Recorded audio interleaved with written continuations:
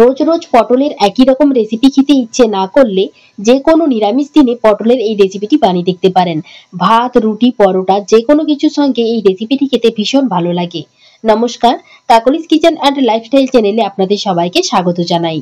পটল পাসিন্দা বানানোর জন্য প্রথমে আমি কয়েকটা পটল নিয়েছি আর পটলটাকে একটু হালকা করে ছাল ছাড়িয়ে নিয়েছি। পুরো ছালটা ছাড়ানোর একেবারেই দরকার নেই, এরকম হালকা করে ছাড়িয়ে নিলেই হবে। এবার মাঝখান দিয়ে একটা ছুরি দিয়ে এরকম দাগ কেটে দিচ্ছি। আর এরকম ভাবে দাগ কেটে দিলে পটলের মধ্যে নুন এবং মশলাটা ভালোভাবে ঢুকে যাবে। এতে এই পটলের রেসিপিটি খেতে ভীষণ ভালো লাগবে। সব পটলগুলো ছাড়িয়ে নিয়েছিলাম। এখন এর মধ্যে পরিমাণ মতো লবণ আর অল্প একটু হলুদ দিয়ে ভালো করে মাখিয়ে কিছুক্ষণ রেখে দিতে হবে। এদিকে একটা কড়াই গ্যাসের মধ্যে বসিয়ে দিয়েছি। পরিমাণ মতো তেল দিয়ে পটলগুলোকে দিয়ে দিতে হবে। আর গ্যাসের ফ্লেমটা মিডিয়াম টু হাই রেখে পটলগুলোকে উল্টে পাল্টে একটু হালকা লাল করে ভেজে নিতে হবে। আর ঢাকা চাপা দিয়ে ভেজে নিতে হবে। ঢাকা চাপা দিয়ে ভেজে নিলে পটলগুলো খুব ভালোভাবে ভাজা হয়ে যাবে, সঙ্গে ভালো করে সেদ্ধ হয়ে যাবে। এদিকে একটা মশলা রেডি করে নিতে হবে। তার জন্য একটা বাটির মধ্যে নিচ্ছি 1 চামচ আদা বাটা, হাফ চামচ হলুদ গুঁড়ো, হাফ চামচ লঙ্কার গুঁড়ো, হাফ চামচ ধনে গুঁড়ো আর হাফ চামচ জিরে গুঁড়ো। আর দিয়ে দিচ্ছি কালারের জন্য হাফ চামচ রেড চিলি পাউডার।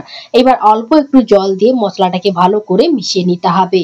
আর গ্রেভির জন্য একটা মিক্সির মধ্যে নিয়ে নিচ্ছি 12টার মতো কাজু বাদাম। 2 চামচ টক দই দিয়ে দিতে হবে আর অল্প একটু জল দিয়ে ভালো করে পেস্ট করে নিতে হবে। মশলাগুলো রেডি হতে হতে দেখুন পটলগুলো খুব সুন্দরভাবে ভাজা হয়ে গেছে। এবার এগুলোকে তেল থেকে তুলে নামিয়ে নিতে হবে। আর কড়াইয়ের ওই তেলের মধ্যেই দিয়ে দিতে হবে গোটা গরম মশলা। দিয়ে দিচ্ছি একটা তেজপাতা আর একটা শুকনো লঙ্কা। একটু হালকা করে ভেজে এর মধ্যে যে মশলার মিশ্রণটা করে রেখেছিলাম সেটা দিয়ে দিতে হবে। আর দিয়ে দিচ্ছি একটা বড় সাইজের টমেটো, আমি ছোট ছোট করে কেটে দিয়ে দিয়েছি। আর একটু নেড়ে চেড়ে মশলাটাকে ভালো করে কষিয়ে নিতে হবে। দেখুন মশলাটা যখন ভালোভাবে কষানো হয়ে যাবে তখন এর মধ্যে ভেজে রাখা পটলগুলো দিয়ে দিতে হবে। আর কাজু বাদাম ও দইটা যে পেস্ট করে রেখেছিলাম সেটাও দিয়ে দিচ্ছি। সবকিছুকে আবারও ভালো করে মিশিয়ে নিতে হবে আর একটু মশলাটাকে ভালো করে কষিয়ে নিতে হবে। যে কোনো নিরামিষ দিনে আপনারা চাইলে পটলের এই রেসিপিটি বানিয়ে ফেলতে পারেন। খুব বেশি সময়ের প্রয়োজন হয় না। ভাত, রুটি, পরোটা যে কোনো কিছুর সঙ্গে রেসিপিটি খেতে ভীষণ ভালো লাগে। দেখুন মশলাটাকে আমি ভালো করে কষিয়ে নিয়েছি। এখন মিক্সির মধ্যে যে মশলাটা লেগে আছে তাতে অল্প একটু জল দিয়ে মিক্সিটা ধুয়ে জলটা এর মধ্যে দিয়ে দিচ্ছি। সাথে পরিমাণ মতো লবণ আর অল্প একটু চিনি আর 2টো চেরা কাঁচা লঙ্কা দিয়ে দিচ্ছি। আবারও সবকিছু ভালো করে মিশিয়ে নিতে হবে আর একটু ভালো করে ফুটিয়ে একটু শুকনো শুকনো করে নিতে হবে। সবশেষে এর মধ্যে দিয়ে দিচ্ছি 1 চামচ ঘি আর অল্প একটু ধনেপাতা কুচি। যে কোনো নিরামিষ রান্নায় একটু ঘি পড়লে খেতে কিন্তু ভীষণ ভালো লাগে।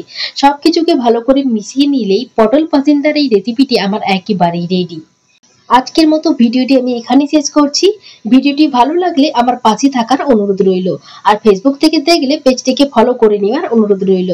বাড়িতে বানিয়ে থাকলে রেসিপিটি কেমন লাগলো কমেন্ট করে জানাতে একেবারেই ভুলবেন না। সবাই ভালো থাকবেন। ধন্যবাদ।